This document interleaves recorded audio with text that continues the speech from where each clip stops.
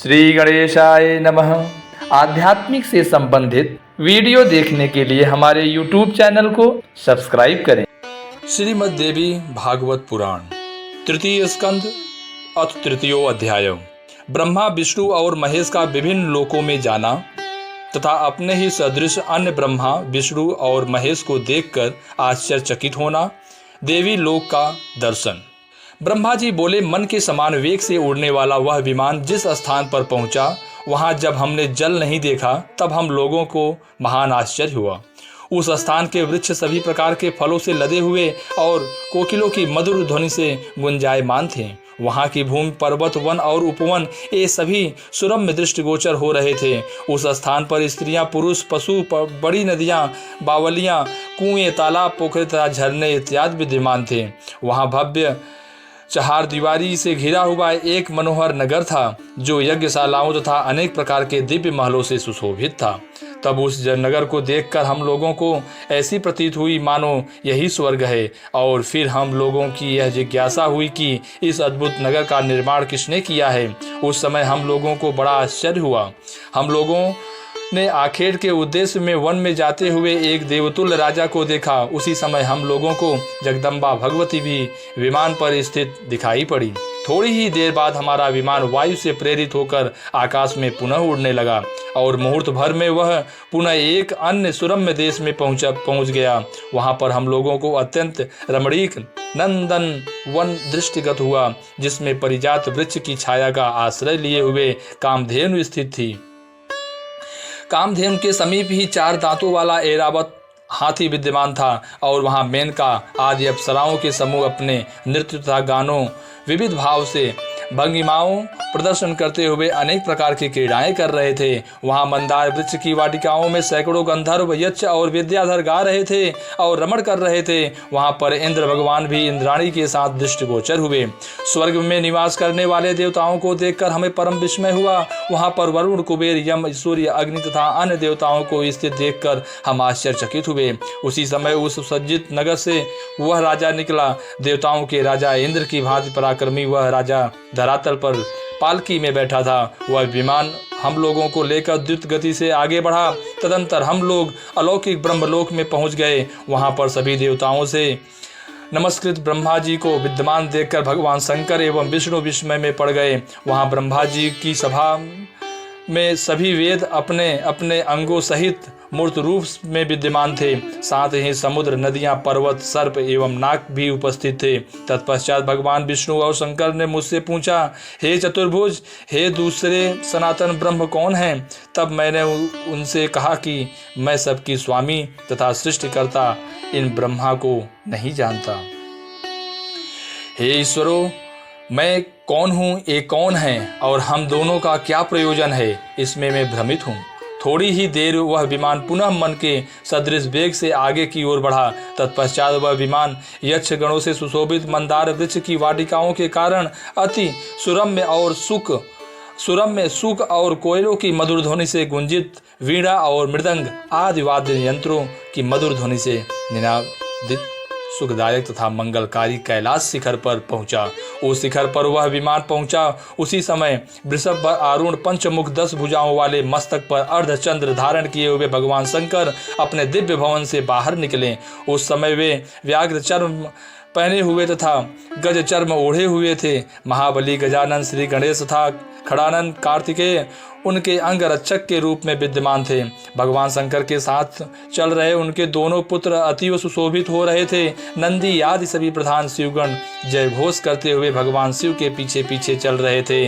हे नारद, वहां अन्य लोगों तथा शंकर को मातृकाओं सहित देखकर हम लोगों को विस्मय में पड़ गए और हे मुने, मैं संशयग्रस्त हो गया। थोड़ी ही देर में वह विमान उस कैलाश शिखर से वायु गति से लक्ष्मीकांत भगवान विष्णु के वैकुंठ लोक में जा पहुंचा। हे पुत्र, मैंने वहां अद्भुत विभूतियां देखी। उन अति रमणीय नगर को देखकर भगवान विष्णु विस्मय में पड़ गए। उसी समय कमल लोचन भगवान विष्णु अपने भवन से बाहर निकले। उनका वर्ण अलसी के पुष्प की भांति श्याम था। वे पीताम्बर धारण किए हुए थे, उनकी 4 भुजाएं थीं, वे पक्षीराज गरुड़ पर आरूढ़ थे और दिव्य अलंकारों से विभूषित थे। भगवती लक्ष्मी उन्हें शुभ चंवर डुला रही थी। उन सनातन भगवान विष्णु जी को देखकर हम सभी को महान आश्चर्य हुआ। तदंतर परस्पर एक दूसरे को देखते हुए हम लोग अपने अपने श्रेष्ठ आसनों पर बैठे रहे। इसके बाद वह विमान वायु सदृश द्रुत गति से पुनः चल पड़ा। कुछ ही क्षणों में वह विमान मधुर जल वाले, ऊंची ऊंची लहरों वाले, नानाविध जल जंतुओं से युक्त तथा चंचल तरंगों से शोभायमान अमृत सागर के तट पर पहुंच गया। उस सागर के तट पर विभिन्न पंक्तियों में नाना प्रकार के विभिन्न रंगों वाले मंदार एवं पारिजात आदि वृक्ष शोभायमान थे। वहां मोतियों की झालरें तथा अनेक प्रकार के पुष्पहार शोभा में वृद्धि कर रहे थे। समुद्र के सभी ओर अशोक, मौलसिरी, कुर्बक आदि वृक्ष विद्यमान थे। उनके चारों ओर चिंताकर्षण, केतकी तथा चंपक पुष्पों की वाटिकाएं थीं, जो कोयलों की मधुर ध्वनियों से गुंजित तथा नाना प्रकार की दिव्य सुगंधि से परिपूर्ण थी। उस स्थल पर भंवरे गुंजार कर रहे थे। इस प्रकार वहां का दृश्य परम अद्भुत था। उस द्वीप में हम लोगों ने दूर से ही विमान पर बैठे बैठे शिव जी के आकार वाला एक मनोहर तथा अत्यंत अद्भुत पलंग देखा, जो रत्नमालाओं से जड़ा हुआ था और नाना प्रकार के रत्नों से विभूषित था। उस पलंग पर अनेक प्रकार के रंगों वाली आकर्षण चादरें बिछी थी, जिसके वह पलंग इंद्रधनुष के समान सुशोभित हो रहा था। उस भव्य पलंग पर एक दिव्यांगना बैठी हुई थी। उस देवी ने रक्त पुष्पों की माला तथा रक्तांबर धारण किया था। उसने अपने शरीर में लाल चंदन का लेप कर रखा था। लालिमापूर्ण नेत्रों वाली वह देवी असंख्य विद्युत की कांति से सुशोभित हो रही थी। सुंदर मुख वाली रक्तिम अधर से सुशोभित लक्ष्मी से करोड़ों गुना अधिक सौंदर्यशालिनी वह स्त्री अपनी कांति से सूर्यमंडल की दीप्ति को भी मानो तिरस्कृत कर रही थी। वर पास अंकुश और अभय मुद्रा को धारण करने वाली तथा मधुर मुस्कान युक्त वे भगवती भुवनेश्वरी हमें दृष्टिगोचर हुई, जिन्हें पहले कभी नहीं देखा गया था। हिंकार बीज मंत्र का जप करने वाले पक्षियों का समुदाय उनकी सेवा में निरंतर रत था। नवयौवन से संपन्न तथा अरुण आभा वाली वे कुमारी साक्षात करुणा की मूर्ति थी। वे सभी प्रकार के श्रृंगार एवं परिधानों से सुसज्जित थी और उनके मुखारबिंद पर मंद मुस्कान विराजमान थी। उनके उन्नत वक्ष स्थल कमल की कलियों से भी बढ़कर शोभायमान हो रहे थे। नानाविध मणियों से, जटिल आभूषणों से वे अलंकृत थी। स्वर्ण निर्मित कंकम, केयूर और मुकुट आदि से वे सुशोभित थी। स्वर्ण निर्मित श्री चक्राकार कर्णफूल से सुशोभित उनका मुखारबिंद अतीव दीप्तिमान था। उनकी सखियों का समुदाय अल्लेखा तथा भुवनेशी नामों का सतत जप कर रहा था और अन्य सखियों उन भुवनेशी महेश्वरी की अनवरत स्तुति कर रही थी।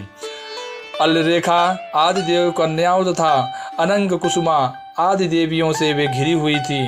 वे खटकोण के मध्य में यंत्र राज के ऊपर विराजमान थी। उन भगवती को देखकर वहां स्थित हम सभी आश्चर्यचकित हो गए और कुछ देर तक वहीं ठहरे रहे।